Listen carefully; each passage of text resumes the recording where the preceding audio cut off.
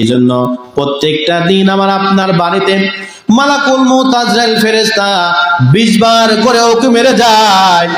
কোন ওকেতে আমি আপনি ধরা পড়ে যাই বলতে পারবো না। যেই ব্যক্তি অধিক পরিমাণ মৃত্যুর কথা স্মরণ করবে, বিশ্ব নবীর হাদিস, আল্লাহ রাব্বুল আমিন তাদেরকে শহীদের সঙ্গে হাসর নাসর করে দিবে। জোরে বলি আল্লাহু আকবার। মৃত্যুর কথা স্মরণ করতেই যদি কালে শহীদদের মর্যাদা পাওয়া যায়, সেই মৃত্যুর কথা স্মরণ করার দরকার আছে না নাই? আছে না নাই? সাহাবায়ে কেরামরা জীবন দিয়েছেন, রক্ত দিয়েছেন, কথা কোন ঠিক কিনা? সম্পদ দিয়েছেন, অর্থ সম্পত্তি, টাকা পয়সা দিয়েছেন, ঘর ছাড়লো, বাড়ি ছাড়লো, স্ত্রী পুত্র পরিজন ছাড়লো। আমরা তো ইসলাম হাতের মুঠোই পেয়েছি, কথা কোন ঠিক কিনা? আমরা ইসলাম পেয়েছি সহজেই, আমাদের মারামারি করতে হয় নাই, কথা কোন ঠিক কিনা? এই দিনের জন্য উহুদের ময়দানে দান দান মোবারক শহীদ হয়েছেন, কথা কোন ঠিক কিনা? তায়েফবাসীরা নবীজিকে ডান দিক থেকে পাথর, বাম দিক থেকে পাথর, সামনে থেকে পাথর, পিছন থেকে পাথর। নবী বললেন, তায়েফবাসী, আরে তোমরা আমাকে ছোট ছোট পাথর মেরো না, আমি নবী ছোট ছোট পাথরের আঘাত সহ্য করতে পারি না। নবী আমার কখনো হুঁশ কখনো বেহুশ। সঙ্গে সঙ্গে জিবরাইল চলে আসলেন। ফেরেশতা এসে বলতেছে, আসসালামু আলাইকা ইয়া রাসূলুল্লাহ। ওগো নবী, আপনি একটা বার অর্ডার করে দেন, ওই তায়েফবাসীদেরকে উহুদ পাহাড় চাপায়া দুনিয়ার বুক থেকে বিদায় করে দেব। নবী আমার মাথা কানা উঁচু করে বললেন, ফেরেশতা শুনে রাখো, ওমা আরসালনাকা ইল্লা রাহমাতাল লিল আলামিন। জোরে বলে আল্লাহু আকবার।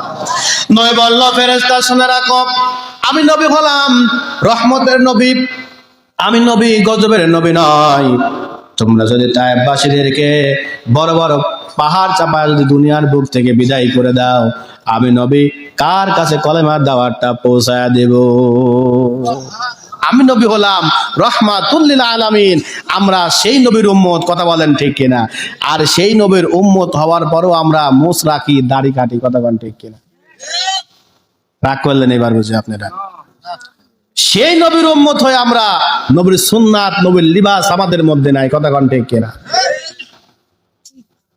শোনেন, বিজ্ঞান প্রমাণ করেছেন দাড়ি কাটলে যৌবন শক্তি হারিয়ে ফেলে যায়, আস্তে আস্তে কমে যায়। একজন বিবি খুব নামাজি, দিনদার পরহেজগার, মা বোনরা আপনারা শোনেন, দিনদার পরহেজগার, দেখতেছেন স্বামী ক্লিন শেভ করে ঘরে ঢুকছে, স্বামীকে হাত ধরে টেনে এনে ড্রেসিং টেবিলের সামনে দাঁড় করে বলছে, আহ যদি আমার দাড়ি হতো কতই না ভালো লাগতো। স্ত্রী বলছে, কাকে বলছে? কাকে বলছে? স্বামীকে স্ত্রী বলছে, আহ যদি আমার দাড়ি হতো কতই না ভালো হতো। স্ত্রী বলছে,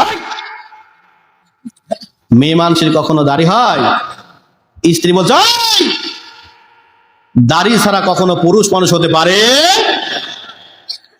দাড়ি ছাড়া কখনো পুরুষ মানুষ হতে পারে না। আজকে মা বোনরা, আপনি তো মা বোনদের ভয়ে দাড়ি রাখেন না, কথা কোন ঠিক কিনা? অনেক স্বামী আছে বউ চলে যাবে এই ভয়ে দাড়ি রাখতে পারে না, কথা কোন ঠিক কিনা? ও মা বোনেরা, খবরদার, এই কাজটা আপনারা কখনো করবেন না, কখনো করবেন না, কখনো করেন না এই কাজটা। আমার ভাইয়েরা,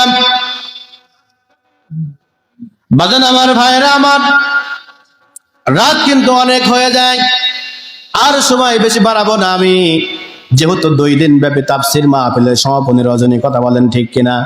গতকালকে আপনারা শুনেছেন আলোচনা, কথা বলেন ঠিক কিনা?